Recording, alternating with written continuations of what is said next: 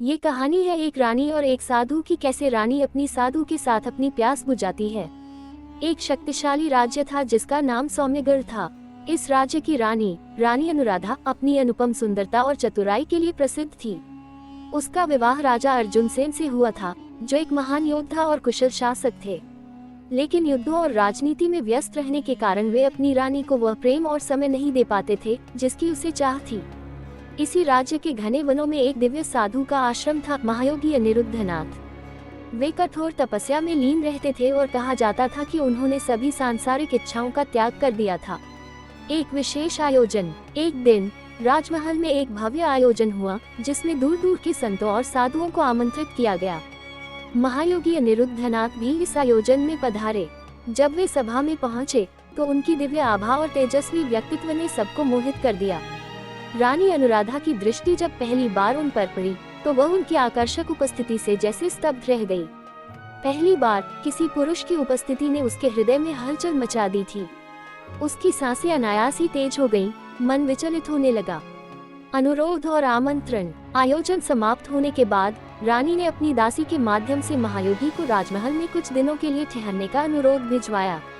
पहले तो साधु ने मना कर दिया, लेकिन जब स्वयं राजा अर्जुन सेन ने आग्रह किया तो वे सहमत हो गए।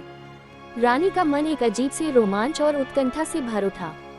उसकी आंखों में एक विशेष चमक थी जिसे वह छिपाने का प्रयास कर रही थी। रात्रि का मौन आमंत्रण। रात का घना अंधकार था। चंद्रमा की शीतल रोशनी महल के प्रांगण को प्रकाशित कर रही थी। उसी निशा में रानी अनुराधा चुपके से साधु के कक्ष की ओर बढ़ी।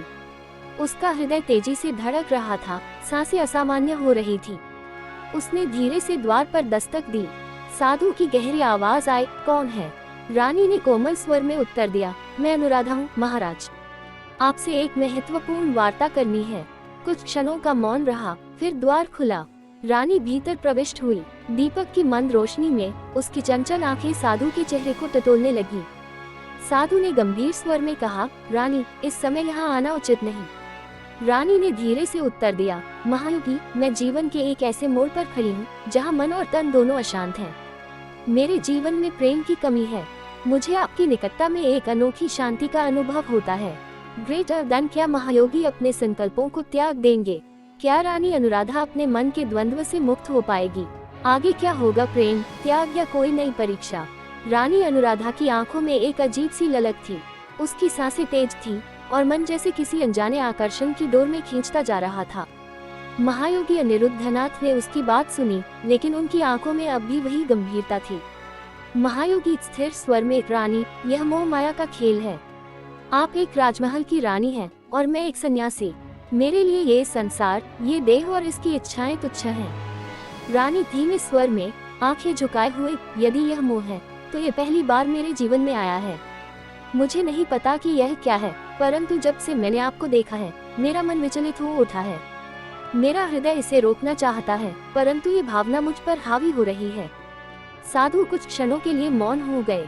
उनकी आंखें गहरी सोच में डूबी थीं। वह एक तपस्वी थे जिन्होंने वर्षों तक अपनी इच्छाओं पर नियंत्रण रखा था, किंतु रानी के शब्दों में एक अजीब सी सच्चाई थी जो उनकी तपस्या को चुनौती दे रही थी। रानी धीरे धीरे आगे बढ़ी। उसने कांपते हुए स्वर में कहा, रानी, क्या एक स्त्री के प्रेम का कोई मूल्य नहीं? क्या मेरा ये भाव अधर्म है?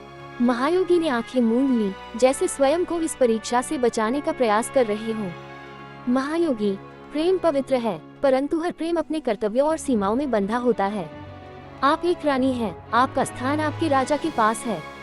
मेरा धर्म मुझे किसी भी सांसारिक बंधन में पड़ने की अनुमति नहीं देता। रानी की आंखों में आंसू आ गए। उसने धीमे स्वर में कहा, रानी, और यदि मैं प्रेम में बंधना चाहूँ तो? महायोगी ने गहरी सांस ली और धीरे से उत्तर दिया, महायोगी, तो ये तुम्हारी परीक्षा होगी रानी अनुराधा, ये देखने की कि तुम्हारा प्रेम कितना वास्तविक है, एक आकर्षण मात्र या आत्मा का सच्चा मिलन। यदि ये केवल देह का आकर्षण है तो ये शीघ्र ही समाप्त हो जाएगा, किंतु यदि यह सच्चा प्रेम है तो समय इसकी परीक्षा लेगा। रानी की आंखों में एक नई चमक आ गई। रानी, मैं इस परीक्षा के लिए तैयार हूँ। महायोगी ने उसकी ओर देखा। उन्हें समझ नहीं आ रहा था कि वह स्वयं इस स्थिति से कैसे बाहर निकलेंगे। वे एक साधु थे, एक योगी, जिन्होंने सांसारिक इच्छाओं को त्याग दिया था। परंतु इस समय उनका मन भी विचलित होने लगा था। रानी अनुराधा की आंखों में प्रेम की अनकही वेदना थी और महायोगी अनिरुद्धनाथ का मन भी किसी गहरे द्वंद्व में डूब चुका था। दोनों के बीच मौन का एक अजीब पुल था, जो न तो टूट रहा था और न ही जुड़ पा रहा था।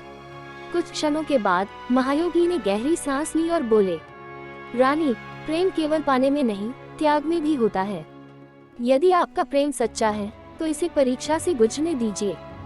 यदि ये केवल मन और तन का आकर्षण है तो ये समय के साथ समाप्त हो जाएगा, लेकिन यदि यह आत्मा का प्रेम है तो ये समय से परे रहेगा।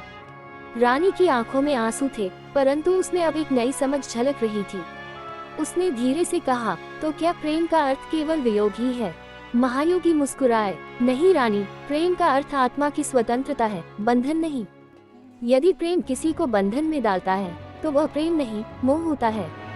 मैं चाहता हूँ कि आप अपने हृदय को पहचानें और इस प्रेम को किसी पवित्र उद्देश्य में बदल दें। रानी चुप रही। उसने अपनी आंखों को बंद किया और अपने भीतर झांकने की कोशिश की। क्या ये प्रेम था या मात्र एक अधूरी चाह? अचानक उसे उत्तर मिल गया।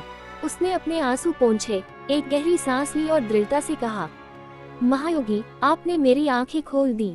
मेरा प्रेम अब भी रहेगा, लेकिन अब ये देह के बंधन में नहीं रहेगा। मैं इस प्रेम को एक शक्ति बनाकर अपने राज्य और प्रजा की सेवा में लगाऊंगी। महायोगी ने संतोष की मुस्कान के साथ सिर झुका दिया। रानी अनुराधा ने एक नई दिशा चुन ली थी। उसके प्रेम ने उसे कमजोरी नहीं बल्कि शक्ति दी थी, और इसी शक्ति के साथ वह एक महान रानी बनी, जिसने अपने राज्य को समृद्धि और शांति की ओर ले जाया। महायोगी अनिरुद्धनाथ अपनी तपस्या में लीन हो गए, लेकिन उनका हृदय एक नई शांति से भर गया था। उन्होंने एक आत्मा को भटकने से रोक लिया था। प्रेम का असली स्वरूप केवल पाने में नहीं, बल्कि त्याग और आत्मा की उन्नति में भी होता है। सच्चा प्रेम कभी भी किसी को बंधन में नहीं डालता, बल्कि उसे स्वतंत्रता और आत्मज्ञान की ओर ले जाता है।